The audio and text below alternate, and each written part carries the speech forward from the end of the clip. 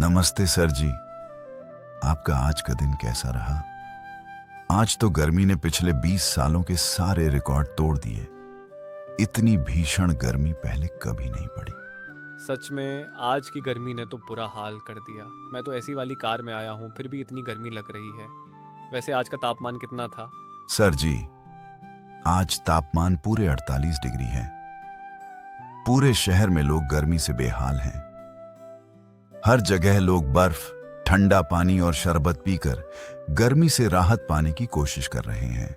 तुम गरीब लोगों की यही तो आदत होती है।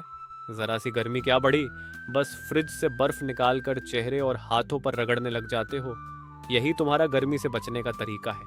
और जब बिजली चली जाती है तब हमारे लिए तो हाथ का पंखा ही एकमात्र सहारा होता है। हमारे घर में तो इन्वर्टर भी नहीं है। सिर्फ ड्राइंग रूम का एसी ही क्यों चल रहा है? पूरे घर के सारे एसी तुरंत चालू करो। मेरे घर का एक भी कोना बिना एसी के नहीं रहना चाहिए। सर जी, अगर एक साथ इतने सारे एसी चला देंगे तो बिजली का फ्यूज उड़ सकता है। फिर तो और भी बड़ी परेशानी हो जाएगी। मैंने जो कहा है वही करो, बेवजह अपना दिमाग मत चलाओ। रामू का चेहरा एकदम उतर जाता है। वह बिना कुछ कहे रिमोट उठाता है और पूरे घर के सभी एसी चालू कर देता है। तभी दूसरा नौकर तेजी से वहां आता है और कहता है, मालिक, मैंने छत पर रखा कूलर भी चालू कर दिया है। बहुत अच्छा किया तुमने। उधर सेठ नंदिनी बेहद शांत और दयालु स्वभाव की हैं। उन्हें गरीबों की मदद करना सबसे ज्यादा पसंद है, इसलिए वे हमेशा जरूरतमंदों के साथ खड़ी रहती हैं। अरे मैडम, आप यहाँ क्या कर रही हैं? बस मुझे एक बार आवाज दे देती, मैं सारा काम कर देती। दिव्या दीदी, मैं भी इस घर का हिस्सा हूँ, इसीलिए थोड़ा बहुत काम करना मुझे अच्छा लगता है। लेकिन मैडम, आप तो करोड़ों की मालकिन हैं, फिर आपको रसोई में काम करने की क्या जरूरत पड़ गई? जरूरत नहीं, यह मेरी आदत है। माँ ने बचपन से सिखाया है कि मेहनत करने वाला इंसान कभी छोटा नहीं होता। आजकल तो बहुत से अमीर लोग रसोई में जाना भी पसंद नहीं करते। हर इंसान एक जैसा नहीं होता दीदी। मुझे अपने हाथ से खाना बनाना अच्छा लगता है। सच कहूँ मैडम, आपके जैसा अच्छा और दयालु दिल बहुत कम लोगों के पास होता है। आप भी तो इतने सालों से हमारे परिवार का हिस्सा हैं। आपका सम्मान करना मेरा फर्ज है। ऊपर वाले करे हर घर में आपकी जैसी बेटी हो। बस आप दुआ कीजिए कि मैं हमेशा लोगों की मदद करती रहूं। उसी समय सेठानी नंदिनी रसोई से बाहर निकलती है। आप इतना फिजूल खर्च क्यों करते हैं?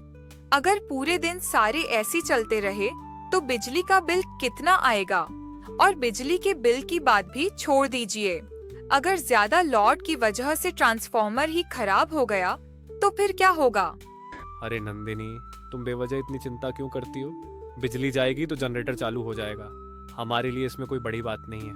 हम तो जनरेटर चला लेंगे, लेकिन उन गरीब लोगों का क्या होगा जो दिन भर मजदूरी करके थके हारे घर लौटते हैं और रात को सिर्फ पंखे की हवा में चैन की नींद सोना चाहते हैं? तो क्या हमने उनका ठेका ले रखा है? उन्हें जैसे रहना है वैसे रहें, हमें उससे क्या? इतना घमंड अच्छा नहीं होता। ऊपर वाला जब देता है तो छीन भी सकता है। तुमने गरीबों का ठेका ले रखा है क्या? नंदिनी को राजवीर की बातें बिल्कुल पसंद नहीं आती। उसका चेहरा गुस्से से लाल हो जाता है। वह सख्त लहजे में कहती है, आप ही रहो अपने आलीशान बंगले में, मैं जा रही हूँ अपने गरीब भाइयों के यहाँ। इतना कहकर नंदिनी गुस्से में घर से बाहर निकल जाती है। वह कार भी साथ नहीं लेती और पैदल ही चली जाती है। दूसरी तरफ विधायक के घर में 5 ऐसे एक साथ चल रहे थे।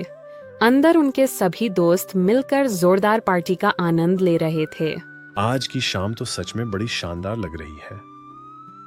हम सब दोस्त भी इतने दिनों बाद एक साथ मिले हैं। आज की शाम तो सच में बड़ी शानदार लग रही है। हम सब दोस्त भी इतने दिनों बाद एक साथ मिले हैं। पार्टी तो बनता है। आज तेरा बर्थडे जो है, इतने सालों के बाद तू अमेरिका से आया है। दूसरी तरफ गरीब बस्ती के लोग भीषण गर्मी से बेहाल थे। तभी सोनू दिन भर की मजदूरी करके घर लौटता है। उसके शरीर से पसीना टपक रहा था और वह गर्मी से बुरी तरह थक चुका था। तभी उसकी नजर कोमल पर पड़ती है। वह हाथ में पंखा लेकर खुद को हवा कर रही थी। उधर छोटू गर्मी से परेशान होकर जोर जोर से रो रहा था। पापा, बहुत गर्मी लग रही है, बिजली भी नहीं है। कोई बात नहीं बेटा, थोड़ी देर में हवा चलने लगेगी, फिर हम दोनों छत पर जाकर बैठेंगे, वहाँ थोड़ी राहत मिलेगी। पापा, छत पर तो बहुत मच्छर है, वहाँ कैसे सोएंगे? कभी कभी लगता है कि अमीर लोगों की जिंदगी कितनी आसान होती है, उनके यहाँ तो बिजली भी शायद ही कभी जाती हो। हमें अपने जिंदगी का तुलना दूसरे से नहीं करना चाहिए बेटा। सबकी जिंदगी में सुख है तो दुख भी है। भीषण गर्मी के बीच नंदिनी अपनी कार लेकर ट्रैफिक सिग्नल पर रुकती है। तभी अचानक पूरे शहर की बिजली चली जाती है। बिजली जाते ही ट्रैफिक सिग्नल बंद हो जाते हैं और देखते ही देखते चारों तरफ लंबा जाम लग जाता है। उसी जाम में एक एम्बुलेंस भी फंस जाती है। एम्बुलेंस के अंदर लगभग 8 साल की एक बच्ची ऑक्सीजन के सहारे सांस ले रही होती है। उसकी माँ घबराकर लगातार रो रही होती है और बार बार मदद की गुहार लगा रही होती है। प्लीज कोई मेरी बेटी को जल्दी अस्पताल पहुंचा दीजिए, उसकी ऑक्सीजन खत्म होने वाली है। मेरी बच्ची को बचा लीजिए, प्लीज प्लीज। आसपास खड़े लोग तमाशा देख रहे थे। कुछ लोग अपने मोबाइल से वीडियो बना रहे थे, लेकिन मदद के लिए कोई भी आगे नहीं आया। कैसे कैसे लोग होते हैं दुनिया में, किसी के अंदर इंसानियत नहीं बची है। हे ऊपर वाले, बचा ले मेरी बेटी को, इसे कुछ नहीं होना चाहिए। बहन जी, आप इतनी जोर जोर से क्यों रो रही हैं? आपकी बच्ची को क्या हुआ है? आज इतनी ज्यादा गर्मी है कि हर जगह लोग एसी और कूलर चला रहे हैं। बिजली पर इतना ज्यादा लोड बढ़ गया कि हमारे इलाके का ट्रांसफार्मर खराब हो गया। मेरी बेटी बाहर खेल के आई थी, वो पसीने से पूरी तरह भीग गई थी और उसे सांस लेने में तकलीफ होने लगी। अरे, इसमें घबराने की क्या बात है? इतनी गर्मी में कभी कभी बीपी भी कम हो जाता है। आप चिंता मत कीजिए, आपकी बेटी ठीक हो जाएगी। सब लोग आते हैं और सहानुभूति दे के चले जाते, कोई मदद के लिए आगे नहीं बढ़ रहा था। तभी नंदिनी आती है उस माँ का आवाज सुन के और पूछती है, क्या हुआ बहन, तुम क्यों रो रही हो? क्या परेशानी है? मुझे बताओ, मैं तुम्हारी मदद करूंगी। गुस्से में माँ बोलती है, चली जाओ यहाँ से। तुम सब मजे लेने के लिए आ रही हो, बस कोई मदद नहीं कर रहा। तुम लोगों के साथ ऐसा होगा, कभी तब समझ आएगा मेरा दर्द। चली जाओ यहाँ से। अरे बहन, आप मुझे गलत समझ रही हैं। मैं आपकी आवाज सुनकर ही आपके पास आई हूँ। बताइए क्या हुआ है, मैं आपकी मदद करने आई हूँ। बहन, कोई भी हमारी मदद नहीं कर रहा है। मेरी बेटी की हालत बहुत गंभीर है, इसकी ऑक्सीजन खत्म हो रही है। प्लीज इसे जल्दी से अस्पताल पहुंचा दीजिए। मैं जिंदगी भर आपका यह एहसान नहीं भूलूंगी। नंदिनी बिना एक पल घुमाए आगे बढ़ती है। वह भीड़ की ओर देखकर तेज आवाज में कहती है, सभी लोग अपनी अपनी गाड़ियाँ तुरंत साइड में लगाइए। एम्बुलेंस को रास्ता दीजिए, जल्दी रास्ता दीजिए। एक मासूम बच्ची की जान खतरे में है। लेकिन नंदिनी की बात कोई नहीं सुनता। सभी लोग एक दूसरे का चेहरा देखने लगते हैं। हर किसी के मन में बस एक ही बात थी, जब ये लोग अपनी गाड़ी नहीं हटा रहे तो मैं क्यों हटाऊं? आज इस बच्ची की जगह किसी और की बेटी है, कल यही हाल आपकी बेटी का भी हो सकता है, या फिर आपका। इसलिए इंसानियत दिखाइए और एम्बुलेंस को रास्ता दीजिए। याद रखिए, कर्म का फल देर से सही, लेकिन लौटकर जरूर आता है। नंदिनी की बातें सुनकर सभी लोग भावुक हो जाते हैं। बिना देर किए वे अपनी अपनी गाड़ियां साइड में लगा देते हैं। कुछ ही पलों में एम्बुलेंस के लिए रास्ता साफ हो जाता है और वह तेजी से अस्पताल की ओर निकल जाती है। अरे जल्दी करो, इतनी देर क्यों लगा रहे हो? क्या तुम्हारे हाथों में दम नहीं है? सर जी, मैं तो कब से इसे चालू करने की कोशिश कर रहा हूँ, लेकिन यह चालू होने का नाम ही नहीं ले रहा। लगता है इसमें कोई खराबी आ गई है। हटो, तुमसे नहीं होगा। अगर तुम्हें इसे स्टार्ट करना नहीं आता तो मंगू को बुलाओ, वो आकर इसे ठीक कर देगा। राजवीर जोर से आवाज लगाता है, मंगू, ओ मंगू। आवाज सुनते ही मंगू तुरंत वहाँ आ जाता है। जी साहब, आपने मुझे बुलाया? अच्छी तरह देखो, जनरेटर में क्या खराबी है। मुझे इस गर्मी में एक पल भी चैन नहीं मिल रहा। मंगू कुछ देर तक जनरेटर को ध्यान से जांचता रहता है। हर तरफ से देखने के बाद वह राजवीर की ओर मुड़कर कहता है, साहब, लगता है जनरेटर में बड़ी खराबी आ गई है। इसे ठीक होने में कम से कम 2 दिन लग जाएंगे। राजवीर कुछ कहने ही वाला होता है कि तभी उसके मोबाइल की घंटी बज उठती है। वह तुरंत फोन उठाता है। हाँ नंदिनी, गुस्सा खत्म हुआ। राजवीर को लगता है कि फोन नंदिनी का होगा, लेकिन दूसरी तरफ नंदिनी नहीं बल्कि एक पुलिस अधिकारी होता है। जी, क्या आप राजवीर सेठ बोल रहे हैं? जी बोलिए, क्या बात है? आपकी वाइफ का नाम नंदिनी है? पुलिस अधिकारी की बात सुनते ही राजवीर के होश उड़ जाते हैं। वह घबराकर जल्दी से पूछता है, हाँ क्या हुआ? नंदिनी ठीक तो है? सर, उनकी गाड़ी ट्रैफिक जाम में फंस गई थी। वह एक एम्बुलेंस को रास्ता दिलाने में लोगों की मदद कर रही थी। आप तुरंत सिटी हॉस्पिटल पहुंच जाइए। नहीं, मेरी नंदिनी को कुछ नहीं हो सकता। पहली बार राजवीर को अपने पैसों से ज्यादा अपनी पत्नी की चिंता होने लगती है। उसका घमंड धीरे धीरे टूटने लगता है। वह बिना एक पल गंवाए तुरंत अस्पताल के लिए निकल पड़ता है। पूरे रास्ते नंदिनी की कही हुई बातें उसके कानों में गूंजती रहती हैं और उसे अपनी गलतियों का एहसास होने लगता है। राजवीर, इतना घमंड मत करो। ऊपर वाला जब देता है तो एक पल में सब कुछ ले भी सकता है। राजवीर अस्पताल पहुंचता है, लेकिन सीढ़ियों पर ही ठिठक जाता है। उसके कदम मानो थम गए हों। डर के मारे उसकी हिम्मत नहीं हो रही थी कि आगे बढ़कर नंदिनी के बारे में पूछे। अगर नंदिनी को कुछ हो गया तो मैं उसकी माँ को क्या जवाब दूंगा? शादी के समय मैंने उनसे वादा किया था कि मैं हमेशा नंदिनी का साथ दूंगा और उसका ख्याल रखूंगा। लेकिन खुद को संभालकर वह हिम्मत जुटाता है और धीरे धीरे इमरजेंसी वार्ड की ओर बढ़ जाता है। राजवीर घबराकर डॉक्टर से पूछता है, डॉक्टर, मेरी पत्नी नंदिनी कहाँ है? वह ठीक तो है? प्लीज मुझे कुछ बताइए। आप घबराइए मत, आपकी पत्नी बिल्कुल सुरक्षित हैं। उन्होंने रास्ते में एक मासूम बच्ची की जान बचाने में मदद की है। राजवीर यह सुनकर हैरान रह जाता है। उसे अपनी गलती का एहसास होने लगता है और शर्म से उसकी नजरें झुक जाती हैं। डॉक्टर राजवीर को आईसीयू के बाहर ले जाता है। कांच के दरवाजे से राजवीर अंदर देखता है। वही छोटी बच्ची अस्पताल के बेड पर लेटी होती है। उसकी माँ नंदिनी के सामने हाथ जोड़कर भावुक होकर कह रही होती है, दीदी, अगर आपने एम्बुलेंस के लिए रास्ता न खुलवाया होता तो पता नहीं आज मेरी बेटी का क्या होता। आपने मेरी बच्ची को नई जिंदगी दी है। मैं जीवन भर आपकी एहसानमंद रहूंगी। आपका यह उपकार मैं कभी नहीं भूलूंगी। आभारी मेरा नहीं, ऊपर वाले का मानिए। उसी ने सही समय पर मुझे आपकी मदद के लिए वहाँ पहुँचा दिया।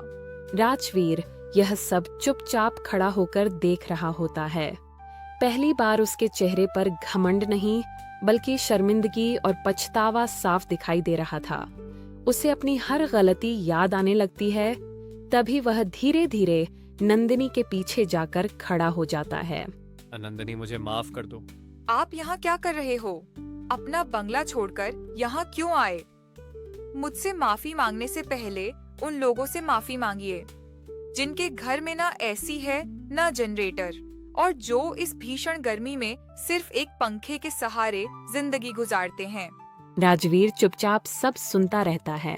राजवीर, तुम्हारे घर में 10-10 एसी चल रहे हैं और वहीं दूसरी तरफ किसी के घर में एक पंखा भी ठीक से नहीं चल पा रहा है।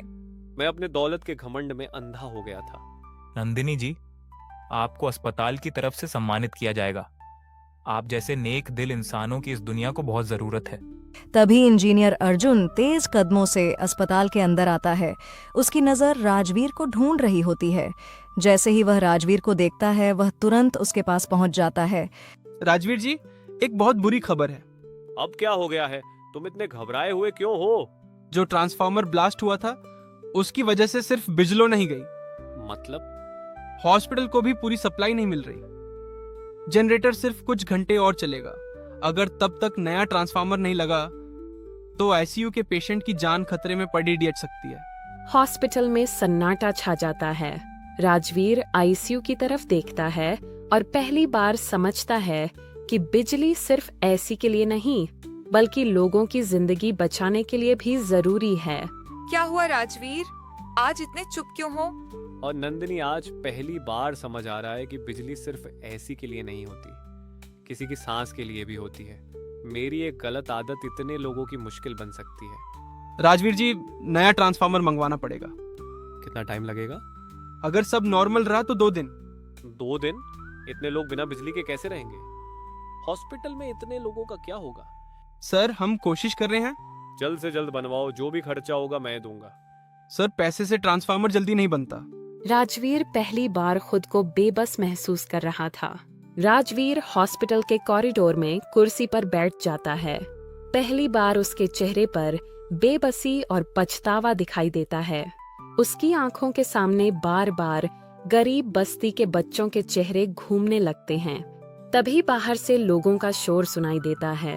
इंजीनियर साहब कहाँ हैं? कब आएगी बिजली? हमारे घर में बूढ़ी माँ की तबीयत खराब है। मेरे घर में छोटा बच्चा है, पूरी रात रो रहा है। राजवीर धीरे धीरे खड़ा होता है। वह अर्जुन के पास जाता है। इंजीनियर साहब, अगर मैं अपनी सारी फैक्ट्री बंद कर दूं, अपने सारे एसी बंद कर दूं और पूरे शहर के बड़े बड़े उद्योगपतियों से भी यही करवाऊं, तो क्या बिजली जल्दी वापस आ सकती है? राजवीर जी, इससे नया ट्रांसफार्मर तो जल्दी नहीं बनेगा, लेकिन जो दूसरे ट्रांसफार्मर अभी ओवरलोड होने वाले हैं उन्हें बचाया जा सकता है। अगर अभी भी लोगों ने बिजली की बर्बादी नहीं रोकी तो सिर्फ ये शहर नहीं, आसपास के कई इलाके भी अंधेरे में चले जाएंगे। अस्पताल के बाहर अचानक कई गाड़ियों का काफिला आकर रुकता है। सबसे आगे लाल बत्ती लगी गाड़ी से MLA विक्रम उतरता है। उसके पीछे कई अधिकारी, सुरक्षाकर्मी और मीडिया के कैमरे चलते हुए अंदर आते हैं। सब लोग हैरान हो जाते हैं। मीडिया के कैमरे सीधे राजवीर की तरफ घूम जाते हैं। MLA विक्रम हल्की मुस्कान के साथ राजवीर के सामने आता है। अरे राजवीर जी, ये क्या सुन रहा हूँ? जो आदमी गरीबों को अपने ऑफिस के बाहर खड़ा भी नहीं होने देता था, आज वही गरीबों के लिए अस्पताल में दौड़ भाग कर रहा है। लगता है रातों रात चमत्कार हो गया। आज समझ आया कि अमीर वह नहीं होता जिसके पास करोड़ों रुपए हों। असली अमीर वह होता है जो अपने हिस्से की सुविधा छोड़कर किसी और की जिंदगी बचा सके। अगर मेरे पैसों से किसी माँ का बेटा बच जाए, किसी बच्चे का पिता बच जाए, तो वही मेरी सबसे बड़ी कमाई होगी। मीडिया के कैमरे लगातार उसकी बात रिकॉर्ड कर रहे थे। वाह, क्या भाषण है! कैमरे के सामने बोलना सच में आसान होता है। जनता भावुक हो जाएगी, मीडिया तुम्हारी तारीफ करेगी और तुम्हारी छवि भी सुधर जाएगी। अगर मुझे सिर्फ कैमरों के सामने अच्छा बनना होता तो मैं यहाँ खड़ा होकर बातें नहीं करता। मैं अपने एसी वाले ऑफिस में बैठकर प्रेस कॉन्फ्रेंस कर लेता। कुछ पल रुककर वह फिर कहता है, मैं कैमरे के लिए नहीं बोल रहा हूँ, मैं अपने गुनाह का बोझ हल्का करने के लिए बोल रहा हूँ। मैंने अपने घमंड में बहुत लोगों का दिल दुखाया है। शायद उन गलतियों की भरपाई कभी ना कर सकूं, लेकिन आज से कोशिश जरूर करूंगा कि मेरी वजह से किसी गरीब की आंखों में आंसू नहीं, मुस्कान आए। राजवीर की बातें सुनकर अस्पताल में मौजूद कई लोगों की आंखें नम हो जाती हैं। नंदनी गर्व से राजवीर को देख रही थी और ऊपर वाले का शुक्र कर रही थी कि यह वो ही राजवीर जी हो गए जो मुझे शादी से पहले देखने को मिले थे। मीडिया सारी बातें रिकॉर्ड करके चली जाती ही और MLA भी वहां से चला जाता है। तभी अर्जुन के फोन की घंटी बजती है। वह कॉल उठाता है। कुछ सेकंड बाद उसके चेहरे का रंग उड़ जाता है। भागते हुए वो राजवीर के पास पहुंचता है और बोलता है, क्या हुआ अर्जुन, तुम वापस क्यों आ गए हो? बहुत बड़ी मुसीबत हो गई है। अब क्या हुआ? जो नया ट्रांसफार्मर हमें मिलना था, उसे लेकर आने वाला ट्रक हाईवे पर खराब हो गया है।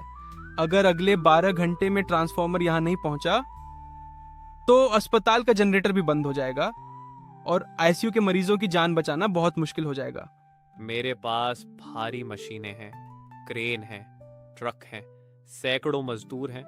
अगर सरकारी ट्रक नहीं आ सकता तो मेरा ट्रक जाएगा। अगर रास्ता बंद है तो मैं रास्ता खुलवाऊंगा, लेकिन आज किसी ICU के मरीज की सांस नहीं रुकने दूंगा। सारी बातें सुन के नंदनी आती है।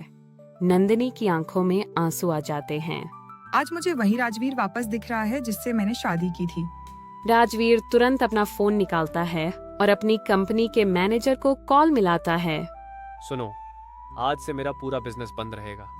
जितने ट्रक, जितने ड्राइवर, जितने मजदूर हैं, सबको तुरंत बिजली विभाग की मदद के लिए भेजो। अगर किसी ने पूछा कि नुकसान कितना होगा तो कहना कि इंसान की जान से बड़ा कोई मुनाफा नहीं होता। लेकिन राजवीर को नहीं पता था कि हाईवे पर ट्रांसफॉर्मर खराब ट्रक की वजह से नहीं रुका था। किसी ने जानबूझकर उसे रुकवाया था। दूर एक काली एसयूवी के अंदर बैठा एक रहस्यमयी आदमी मुस्कुराकर बोला, रहस्यमयी आदमी, राजवीर, अब खेल शुरू होगा।